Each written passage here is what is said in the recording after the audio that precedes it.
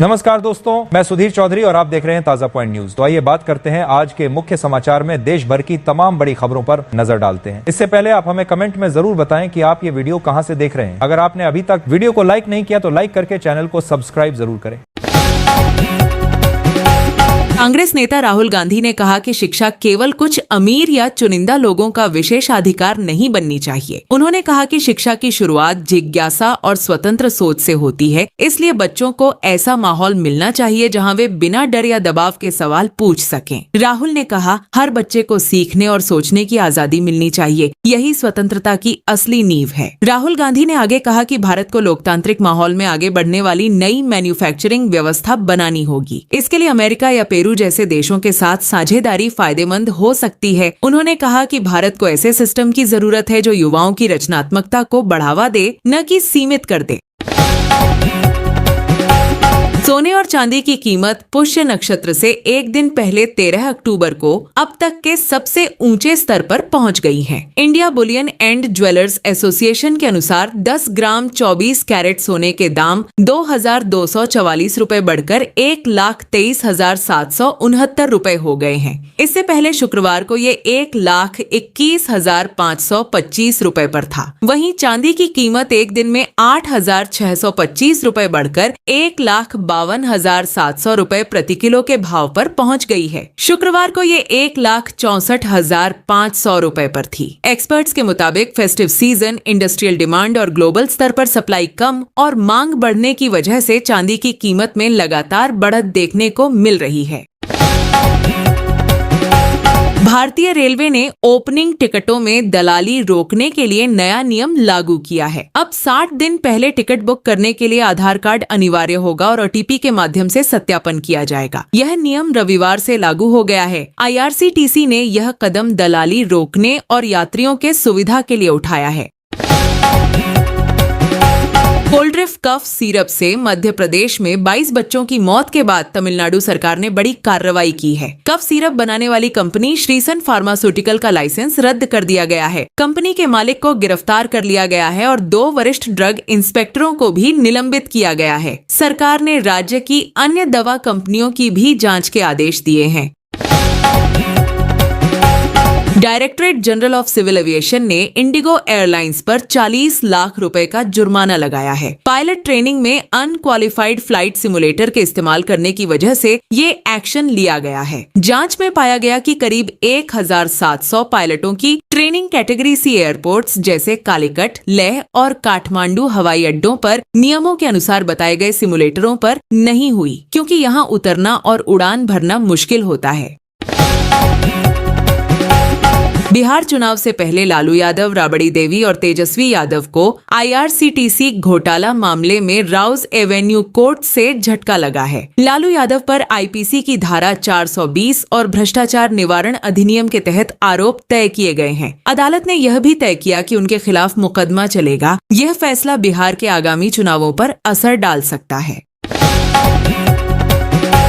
केरल के तिरुवनंतपुरम में 26 साल के सॉफ्टवेयर इंजीनियर ने आत्महत्या कर ली। मामला 12 अक्टूबर को तब सामने आया जब केरल के वायनाड से कांग्रेस सांसद प्रियंका गांधी ने सोशल मीडिया एक्स पर जांच की मांग करते हुए कहा कि आरोप सच हैं तो यह भयावह है। दरअसल इंजीनियर ने जान देने से पहले अपने इंस्टाग्राम अकाउंट पर 15 पेज का एक सुसाइड मैसेज पोस्ट किया। इसमें आरएसएस और उससे जुड़े लोगों पर गंभीर आरोप लगाए थे।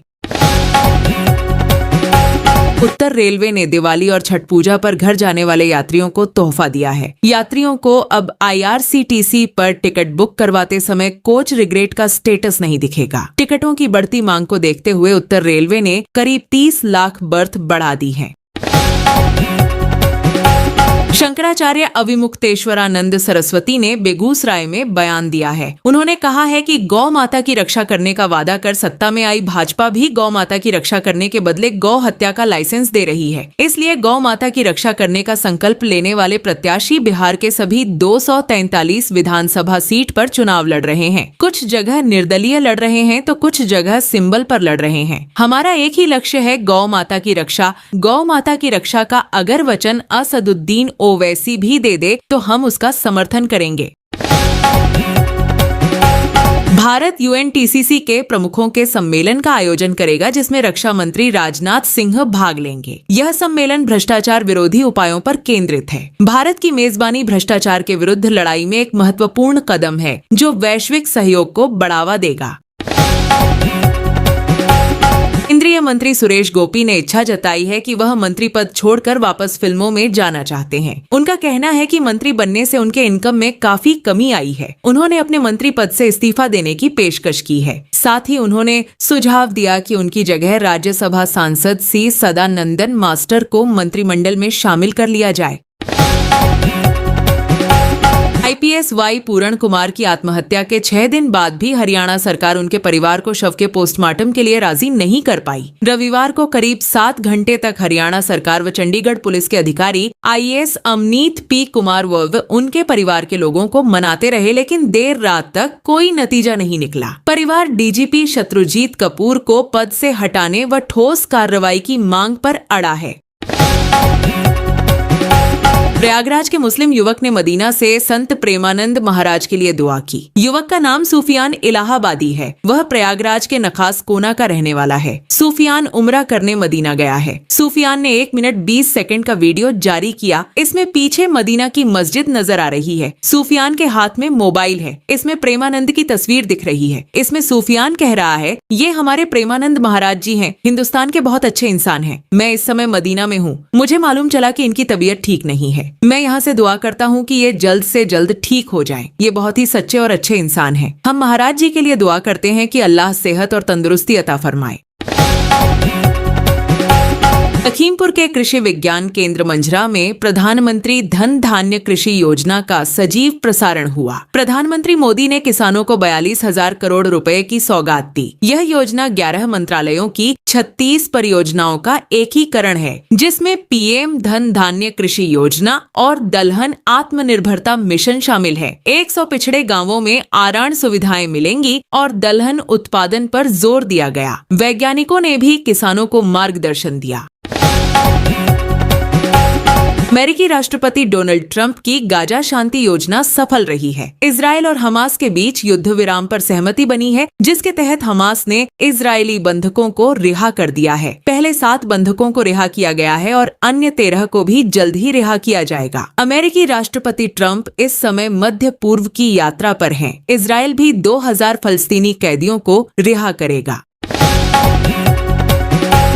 यूपी के सीतापुर में नारकोटिक और कोडीन युक्त कफ सिरप की अवैध सप्लाई करने वालों पर खाद्य सुरक्षा एवं औषधि प्रशासन ने बड़ी कार्रवाई की है। आयुक्त खाद्य सुरक्षा एवं औषधि प्रशासन की सीधी निगरानी में लखनऊ, सीतापुर, रायबरेली समेत 13 जिलों में एक साथ छापेमारी अभियान चलाया गया। इस दौरान कई फर्मों में भारी अनियमितताएं सामने आईं। यह अभियान लखनऊ के ट्रांसपोर्ट नगर में 3 जगहों पर स्थित मेसर्स अंशिका लाइफ साइंसेज और मेसर्स आर्पिक फार्मास्यूटिकल्स प्राइवेट लिमिटेड के ठिकानों से शुरू हुआ। छापेमारी में पता चला कि इन फर्मों द्वारा भारी मात्रा में कोडीन युक्त कफ सिरप रखी गई थी। एक ही पार्टी को बड़ी मात्रा में सिरप का पूरा लॉट बेचा गया था।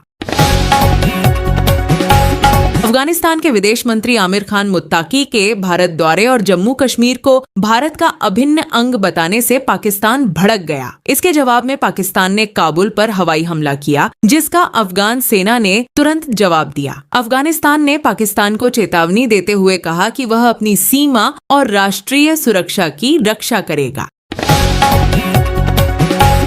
बीएसएफ एडीजी पीएस खंडारे ने अलर्ट जारी करते हुए बताया कि पाकिस्तान एलओसी के पास नए लॉन्च पैड बना रहा है, जिसका उद्देश्य आतंकियों को भारत में भेजना है। बीएसएफ घुसपैठ की कोशिशों को विफल करने के लिए पूरी तरह तैयार है और सीमा पर कड़ी निगरानी रख रही है। बिहार विधानसभा चुनाव 2025 को लेकर राजनीतिक दलों के लिए नए नियम लागू किए गए हैं। रैली, जुलूस, हेलीकॉप्टर और चुनाव कार्यालय खोलने के लिए अनुमति लेना अनिवार्य होगा। पहले आओ पहले पाओ के आधार पर अनुमति मिलेगी। सभा स्थल और रैली मार्ग की पूरी जानकारी देनी होगी। इन नियमों का उद्देश्य चुनाव प्रक्रिया को सुव्यवस्थित और पारदर्शी बनाना है।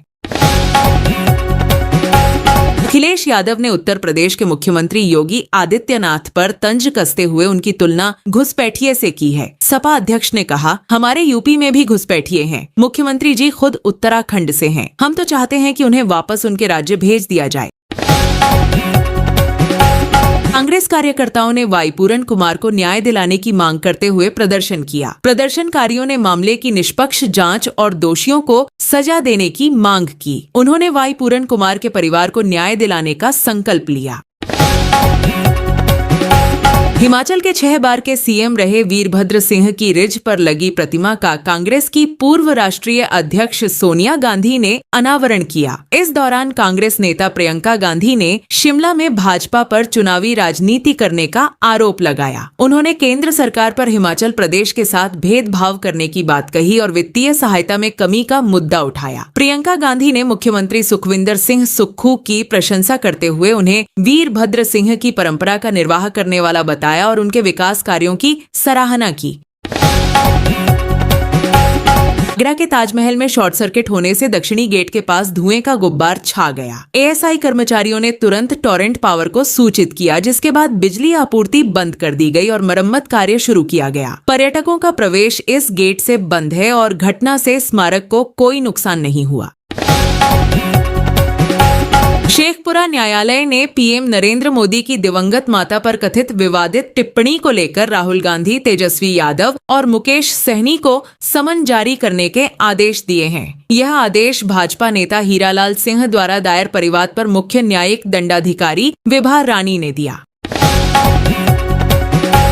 भारत की रक्षा तकनीक के इतिहास में 17 अक्टूबर को एक नया अध्याय जोड़ने जा रहा है। इसी दिन देश में विकसित स्वदेशी लड़ाकू विमान तेजस मार्क 1A अपनी पहली उड़ान भरेगा। यह उड़ान महाराष्ट्र के नासिक स्थित हिंदुस्तान एरोनॉटिक्स लिमिटेड के केंद्र से रक्षा मंत्री राजनाथ सिंह की मौजूदगी में होगी। तेजस मार्क 1A भारत में विकसित लाइट कॉम्बैट एयरक्राफ्ट का एडवांस वर्जन है। यह चौथी पीढ़ी का मल्टी रोल लड़ाकू विमान है जो एक साथ कई मिशन पूरे करने की क्षमता रखता है।